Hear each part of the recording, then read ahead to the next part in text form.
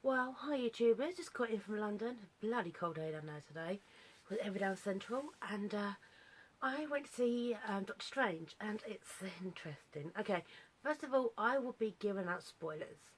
I will be giving out total spoilers. I will be talking about the end credit sequence. I'll be talking about the mid credit sequence, and I'll be discussing what the hell went on. Now, this film is about ourselves. Oh yeah, Dr. Stephen Strange is a total arsehole. He's a genius doctor who, whilst driving and on the phone, has a car accident because he's speeding around a cliff top in the rain. Yeah. So I have zero sympathy for his character. He is a total bastard. And, type, arrogant, stuck up, pretentious, and until he loses the use of his hands. And the thing is, okay, it's so distracting. Benedict Cumberbatch. Now, I love Benedict Cumberbatch. I think he makes a fantastic Sherlock. And if you can push it a little bit, Khan in Star Trek Into Darkness, and Alan Turing in The Intimidation Game. His accent's all over the place. It starts off with this fake American. And now, one thing I did think from the trailers is that it was set in London, because it actually is. They doubled New York for London. I can actually tell that. It's set in New York, and he's got a New York accent. Then when he goes off to Kathmandu, it kind of diverts into this mixture. Then further on, it really becomes a British accent. It's kind of like midway, it's like the film, it's kind of like, oh god, I quit this stupid ass accent and I want to be British again. Which I salute, because it was much easier on the ears. So, back to Stephen Strange. So, he loses the use of his hands, and because he's such a dick and no other doctor wants to work with him, he has to go for experimental treatments and has like 6 surgeries to regain the use of his hands. Which fail, of course, because he's got titanium plates and nerve damage. And so he winds up going to Kathmandu to search for these mystics who will give him the use of his hands back. And through hook by crook, meeting Tilda Swinton's character, the Ancient One, becomes Doctor Strange, the mystic, the magician. And, okay, this is the problem I got with this film is, when I say arseholes, this is really going for it, okay?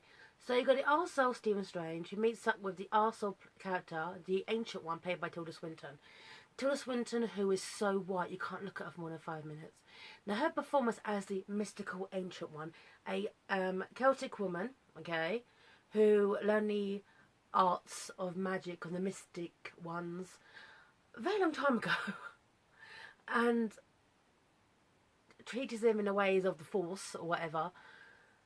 She is a bit of an arsehole. She is one of these, I will not tell you what you need to know. You need to find out for yourself. But apparently, yes, I am using you to fight against the Dark Ones. And I'm like, okay, here's a spoiler. She's getting the power from the Dark Ones. Here you go. So, she's a total hypocrite. I am putting this right now, okay, she's a total hypocrite. And I do expect one character, so I needed to get a character's names. Here we go. Okay. Is good. I can't pronounce his name properly. Chiwetel Ejiofor, who, okay, the guy from Kinky Boots. Here you go, if you want to know who he is. Okay, fine, I'll sort of he's a slave. His character, Mordor, he does call her out on her bullshit, which I thought was bloody refreshing. That was absolutely nice to see that someone would call a character out on their bullshit, whether they be mystic or not, living or dead, that he would call them out. Her character, the Ancient One, she's one of these characters who speaks in metaphors. You know, she never gets to the point. I'm like, God, you are so goddamn annoying. Just get to the point. There are some absolutely comical moments in this film, but they just seem to be kind of like few and far between. However, compared to a lot of Marvel Universe films recently, it did have quite a nice balance for being an origin story. Stephen is an arsehole, but, however, he's not one of these arsehole characters that has it given to him. Here you go, that's something to remember. Whatever he learns, he has a photographical memory. He learns it through his own integrity, his own wit, he's an arrogant bastard, but he kind of uses that to his advantage by learning all this stuff faster than anyone else. That's just his natural progression for him. It's not given to him. He takes these moments where he basically says, screw the rules, I want to know, I'm going to know. I'm going to learn this. which is very, very true to his character, and I like that. He's an arsehole. So, also Stephen Strange, also Tilda Swinton, and yes, I do find the fact, okay, that the Tilda Swinton's character, the ancient one, I'm gonna confess, I love Tilda Swinton. She's done some fantastic stuff over the years. She is really, really phoning in her performance. I know you have to kind of act like you're a higher being, and you're above all that, but it just felt so phoned in. I'm like, for God's sake, show us some emotion, please. Like, most time of the film, she's got this dull look on her face, dull surprise. I'm like, is this wrong? So, and then there's, okay, here we go. Seriously, I'm shit at this. I've got to get notes. Mads Mikkelsen as Caecilius. He is the villain of this film, but he's not the villain of this film. He is the villain that kind of tap in to the dark one, the ancient one, if you will. This kind of, okay. And, okay, yeah, if I'm getting some wiki, okay. A villainous entity, Dormammu. Dormammu is the big bad of this film. Here you go, there's a total spoiler. It is not Caecilius, it's Dormammu. Dormammu is, okay, fine. Now, I'm not a really big fan of Doctor Strange. I've only ever seen this animated film from a couple of years ago. Has anyone ever seen the Green Lantern?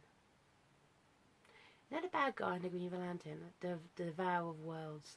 Or Fantastic Four, the Silver Surfer, the Devourer of Worlds. It's a Devourer of Worlds. Here you go. It's a Devourer of Worlds. That basically brings people into its kind of like cold vacuum. And everyone's immortal and miserable, which is just kind of bullshit if you think about it. So, Stephen Strange is trained in the mystic arts to heal his hands, but it turns out no, he's got this mission, this great destiny, to kind of become a master. Probably no one bothered to tell him about that until it was too far along into his training out, and he managed to get a levitational cloak, which is sorry about that. Fucking hysterical. You know what it reminded me of? You know Aladdin, the flying carpet from Aladdin. Honestly, this levitational cloak is a better fighter than Stephen Strange. This levitation cloak can kick ass. I'm like, is it weird I want a spin-off? Or like a 5-minute like movie short, you know, like Coulson had, you know, like that. But no, this levitation cloak, which looks so badass, was great. Okay, that's a funny scene. It does combine a lot of times the humour with the darkness, because there's not really that much darkness. It's set, unlike a lot of these films, in broad daylight. And it's the set pieces. Oh my god, no, I did not see this in 3D. I thought my brain might melt if I did. But god, the CGI in this film is astounding. The way it bends, you also in the trailer, the way it bends the realities. The kind of twist on itself. It's like, know that Eisner pit painting? Or with the stairs?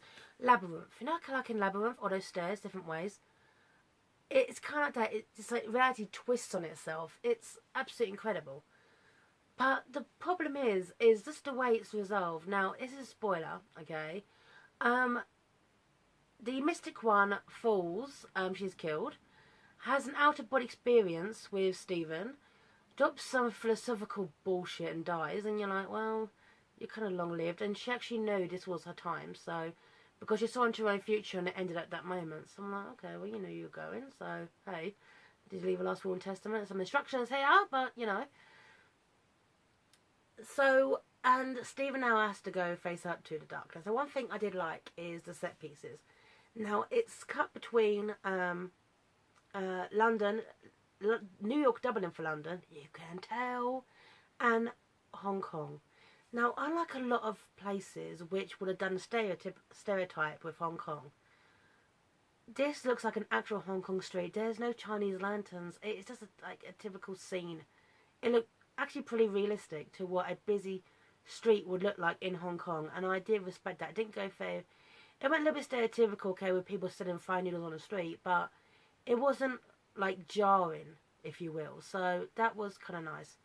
Well, they had to fight up against Caecilius. Now, prior to this, there is a fight scene in London, and it's bloody effective. It's kind of like Stephen, who is very new to his powers. A lot of it is montage, because hey, even look at a montage, getting to find out, you know, his abilities, his powers, to tap into his inner self and his spirit realm and all that. But it was the fact, okay, that he is very, very outmatched between Caecilius. However, it's so goddamn fun because Caecilius didn't realise that, and he took it quite seriously. He's like, you don't know how to use all these things, do you? So it's kind of like the blind leading the blind at various points, and it's a lot of fun. And one thing I did like is it kind of heightens how Stephen Strange is developing a conscience. Before that, he didn't really care about life or death. And for the first time, he does have a revelation and epiphany. He shows some remorse regarding his relationship with Christine, a doctor at the hospital, a brilliant neurosurgeon, the people around him, the fact he did push people away, the fact he's responsible for all his own actions, which pointed out he really didn't. That was quite nice. However, biggest problem though with this film is the climax. And I'm sorry, I'm getting over a slight cold, and we're talking now for 11 minutes. I need to get a drink. Sorry, this cold is so ongoing.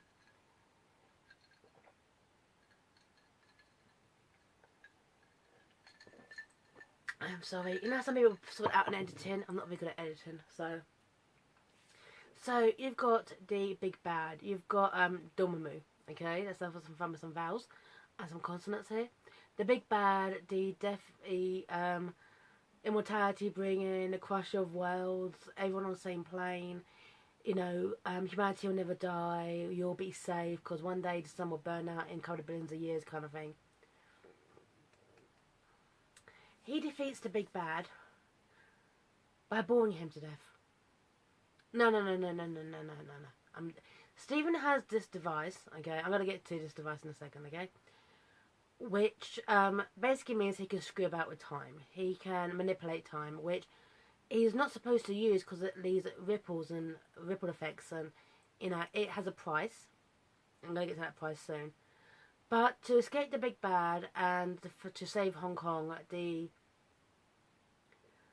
has to go use this time manipulator to face him against Dormammu, and dies, and does it again, and again, and again, and again, and again. He bores the big bad. Oh my god, he's like, oh, I could do this all the time. Back in time, Dormammu, I'm back. Dormammu, I'm back. Dormammu. Oh fuck, seriously, you're thinking, oh my god, he is boring the big bad to death. Until he's like, you know, let humans live, and I will, you know, save humanity, and you leave us alone. And then you realise why. Because this device, so I need to get the names. I'm so shit at the names of this, okay? Let me just, here you go. See, I am so shit at this. It's called the Eye of Agamotto. There you go. The Eye of Agamotto is important. It's an Infinity Stone. It's the Time Stone. And oh shit. Because now, it's kind of to explain why the mystic was, the ancient one, was getting her power from Dormammu and this dark realm the entire time to stay alive, was to protect the Infinity Stone, which that's just my opinion on this. So now Earth has two Infinity Stones. One is in Vision's head. The other one is in the Eye of Agamotto. And oh fuck. Because we have two. Really setting it up now for Civil Wars, aren't they? Okay. Okay, so Infinity Stones. Well, one's in Vision's head. One is in Stephen Strange, where Stephen Strange's neck. And the one from Guardians of the Galaxy, I openly maintain Peter Quill never gave it over, and it still was in his possession. Because I don't think he gave it. That's what my opinion, okay? So that's what you do Infinity Stones so far. Okay, so anyway, so the Mystic, going back to what I was talking about. So the Mystic, this wise one, was getting her power from that dark force, and why she was living so long, and she's basically a massive arsehole hypocrite, okay? Here comes another twist though. Now, Mordor, who is played by the guy from Kinky Boots, there you go. He is devastated by this news and starts to go on a spree where he is taking on people who've been saved by the magic and stripping it from them, because to him, the world doesn't need enough sorcerers. It's sent him up to be the big bad, because I love the fact, okay, he is a British, and we knew we'd be a British villain in this film. We knew it. I mean, technically, Dormo was played by Benedict Cumberbatch, who's done this before for the Hobbit films, and it's just this idea. Okay, Dormo, Stephen's mirror. I got that just from the voice. The voice is like Smurg. If you watch it, you would pick up on that. It's very Smurg like, the voice.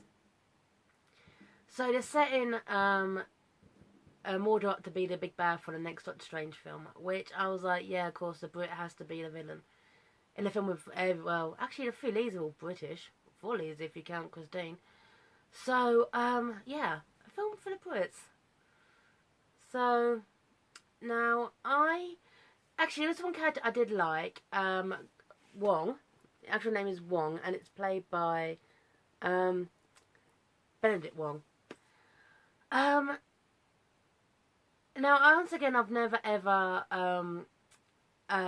read it in the comics, but apparently in the comics he plays the strange Asian tea-making manservant. Okay, nice racial stereotype. Not there. He's like the keeper of the books. He's like the master of the librarian. He takes his job very, very seriously. And the thing is, he knows how to kick ass. It's one of these roles where it's a very surprising role. So, I'm going to say this to Benedict Wong. I liked you as Wong. You did a great job. And I can't see you in the sequel, because one thing I will give this film is due, every actor looked like they were having some fun. I will give it that. Every actor was having a blast doing this film. And especially Benedict Cumberbatch. Now, okay, second mid-credit sequence was obviously a set of a Thor Ragnarok, where Thor, Chris Hemsworth, I love you, is having a conversation with Doctor Strange and mentioning that he has brought his brother Loki to Earth. What the fuck? Brought Loki to Earth to look for Odin. What the hell has happened? Last time I checked, Odin was disappeared / in own sleep. We're not really sure. And that was during For the Dark World. So that's set up for Ragnarok, and that should be interesting. So, however, my opinion on this film is visually stunning. And it's a film which is very, very good. But I was not really emotionally invested that much in the characters. It looked gorgeous set pieces, but it wasn't what I... Actually, no, for Marvel film it was pretty good, but it's not what I would call one of the best Marvel films ever. But it's a very good, strong, solid film, and for an origin story, it does its job. It set up the exposition a little bit too much. It set up these characters quite well. I like the fact, okay, that no one's really a good guy. They're all quite hypocritical, even the ancient one.